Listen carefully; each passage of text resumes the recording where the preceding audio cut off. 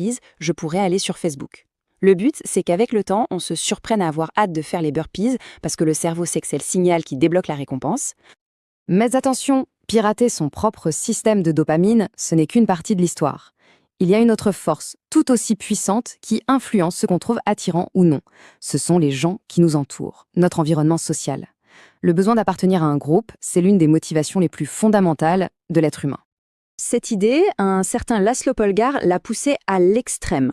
C'était sa conviction profonde. Pour lui, le talent inné, ça n'existait pas. Il croyait tellement au pouvoir de l'environnement et de l'éducation qu'il a décidé de le prouver en faisant une expérience sur ses propres enfants. Et le résultat a été spectaculaire. Il a élevé ses 3 filles pour qu'elles deviennent des championnes d'échecs de niveau mondial. Les sœurs Polgar ont grandi dans une maison où les échecs, ce n'était pas juste un hobby, c'était la norme, le centre de tout. La culture de leur famille a rendu cette obsession pour les échecs non seulement normale, mais désirable. Le succès était presque inévitable, parce que c'était simplement ça le comportement normal dans leur monde.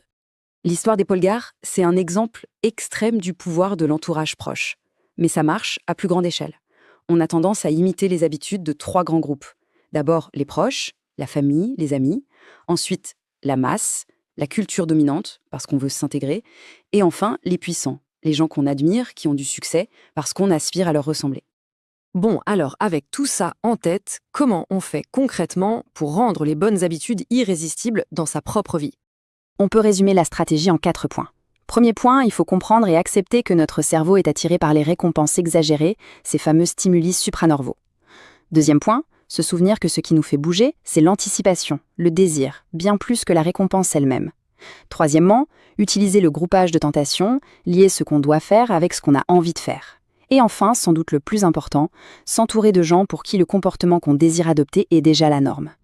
Et pour finir, une dernière pensée. Les forces qui rendent les mauvaises habitudes si addictives n'ont rien de magique. C'est juste de la